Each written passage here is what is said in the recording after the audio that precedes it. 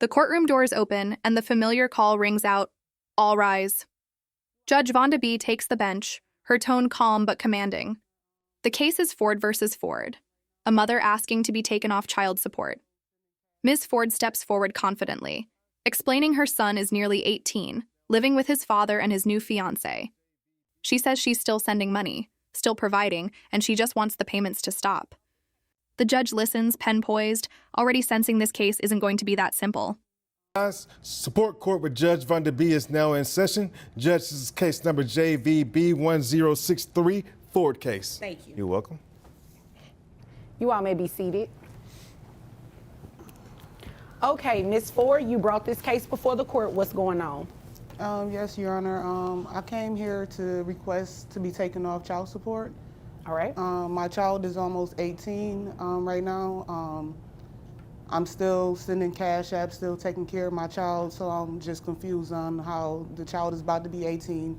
He's in the house with his new fiance, two-parent home right now, well, 2 incomes, and I feel like I just need to be taken off. All right, so you came to court to ask to be taken off child support because he has a 2-parent income? And because I do take care of my child. All right, so what's the legal basis that you're asking to be removed from child support? Ms. Ford lays it out. Her son is 17, a high school senior graduating in May. She insists she still supports him, even while traveling for her entertainment business. But her frustration is clear. She believes the father doesn't need her money. The judge asks calmly, "You understand you're under a court order, right?" Ms. Ford nods but fires back. She says he could have refused it. The courtroom air tightens. The judge gives a knowing look. She's heard this argument before. Support. What am I paying child support for when I can take care of my own child? My child is just currently living with him because I'm on the road due to my business and entertainment and stuff like that. But as far as cash apps and financial responsibility, I do that without him. My child is almost 18, so I don't feel like I need to go through him for everything. Okay, I understand. And you say he's almost 18, so he's 17. Yes, ma'am. All right. What grade is he in? He's a senior, 12th. He's 17, but he's a senior? Yes, ma'am. Okay, gotcha. When does he graduate? In May. All right. Okay. Is there anything else you want me to know before I move over to him? No, I just feel like he's a user and I'm taking care of him and his new fiance. How is he a user? He's still allowing me to pay child support for a kid that I'm providing for. Judge Vonda leans forward, her tone steady but firm. "Would you have done that if the roles were reversed?" Ms. Ford insists she would have. The judge isn't convinced. She reminds Ms. Ford that many in similar situations don't give up support so easily. It's not personal, it's the system. Still, Ms. Ford stands by her point. She takes care of her child, and she shouldn't be paying the father. The judge reminds her gently but firmly that custody determines support, not feelings. Support for. Right, but you understand you're under a court order to pay child support. That's not necessarily something that he's doing.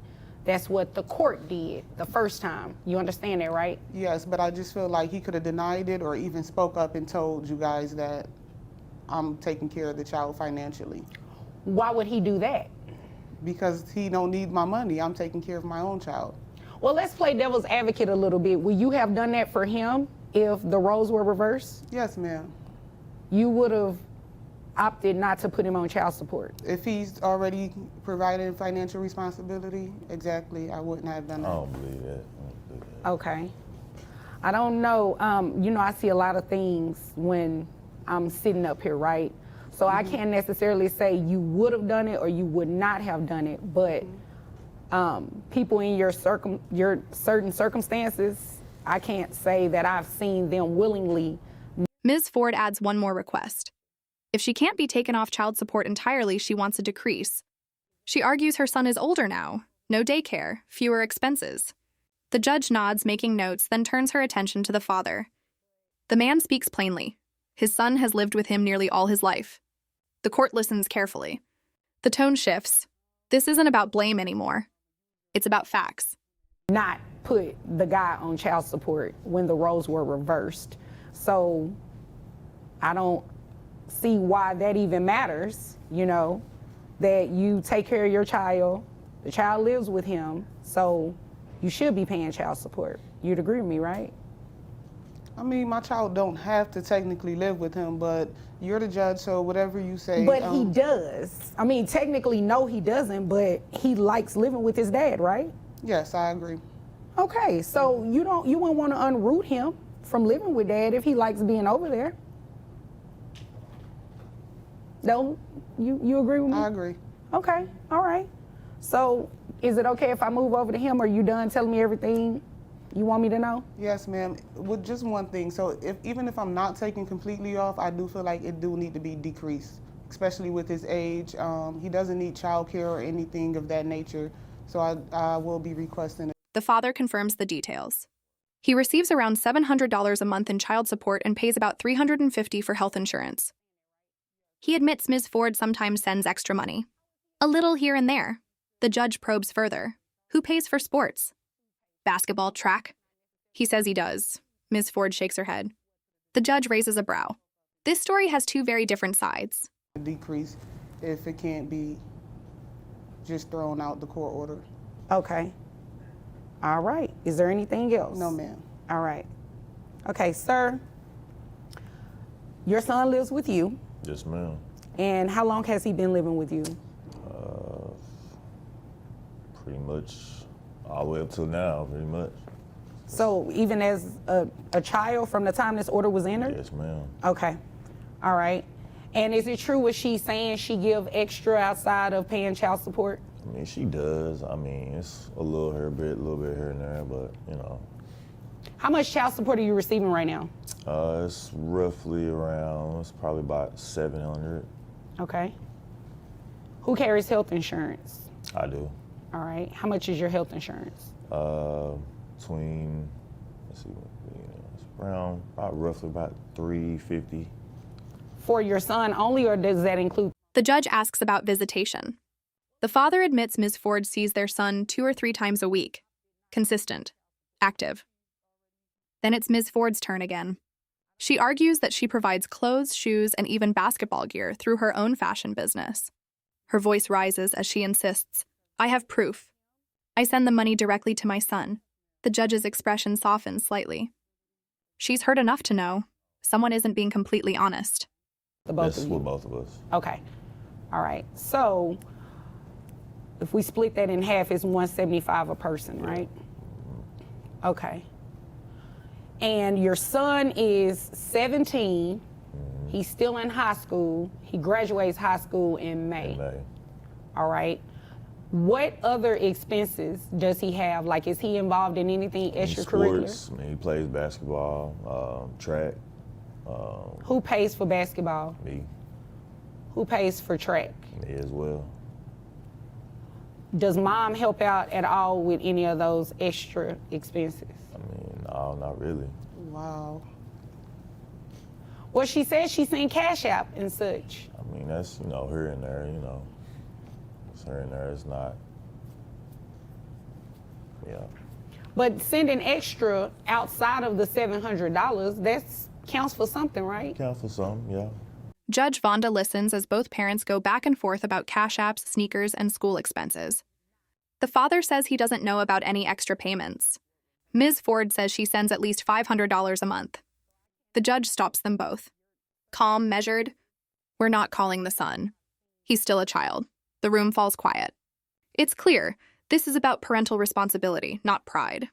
I mean, but I feel like, he's with me most of the time, so I feel like, that is needed. So, I mean, that's just my opinion. Okay. What is her visitation like with your son? She comes with 2 or 3 times a week, sometime, or he'll stay with her 3 times a week, something like that. Okay. So is that pretty consistent? Yeah, it's consistent. All right.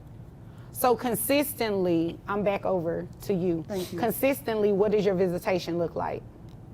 Anytime that I'm in Dallas, I'm spending time with my child. And he also does not provide any clothing or anything of that nature for him. He lives with him, so he has to be. No, ma'am. I drops all that off. I'm a fashion designer and I have my own clothing line, so my child is always provided with. Then comes the law. The judge explains it clearly. You pay child support until the child turns 18 or graduates high school, whichever comes later. Ms. Ford nods, realizing she's still legally obligated. But the judge acknowledges her efforts. She notes the mother's extra payments and her active involvement. With a measured tone, she makes her decision. Child support will be reduced from $700 to $450 until graduation. Clothes and sneakers, everything he needs for basketball, uniforms and stuff, I cover that. When he needs shoes, He just said he pays for it. maybe the training, but as far as his equipment and shoes and stuff, my son asked me for the money for that and I send him the Cash App. I even have the proof. So, Does she do that? I'm paying for that stuff. I don't know what she talking about. Well, somebody not telling the truth. ma'am, I have Cash App receipts to show that I send money for uniforms, sneakers, wristbands, anything, movies, any extra activities my son would like to take part in. We can call him. Well, no, we don't want to call him. He's still a child. We don't want to Yes. do that. But somebody is not being honest. If she's saying she's sending you money through Cash App, are you putting in the memo line like what it's for? No, I'm sending it to my son directly. Oh, you're he has sending a it bank to the account. child Yes. directly. So maybe you just don't know that she's doing that. I guess that's the case because I don't know anything about that. What are you paying for exactly? As far as, uniforms, his everyday, food, clothes, everything he has to do. She's for saying she school. provides all the clothes. He just buy food sometimes, and I even send Cash App for pizza and stuff like that. So I'm paying for pizza for him and his fiance and my son as well. So you're doing more, Exactly. is what you're saying. On average, with Cash App, how much would you say monthly you're sending your son? 500 minimum. His sneakers is $200 and better, so I'm buying them 2-3 pair of sneakers a month. Actually, it's probably about $600 a month, ma'am, that I'm sending additional to the child support order. Okay. And health insurance, is dad only covering that? That's not anything that you're covering? No, ma'am. All right. Under your court order, The father looks surprised but respectful. The mother exhales, part relief, part frustration. Then emotion takes over. Ms. Ford blurts out, "I'm tired of taking care of his whole house." The judge's voice cuts through sharply. "Don't backslide," she warns. "You don't know what goes on in his home, and it's none of your business." The tension breaks. Both parents grow quiet. The judge gives a final nod, firm, final, and fair. were you ordered to reimburse him for health insurance? No, ma'am. Okay. And sir, do you have other children that reside in the home? Yeah, I have 2 others. Okay, do you have any other children? No, ma'am.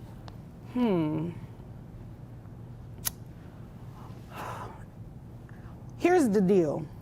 Legally, you cannot come off of child support just yet.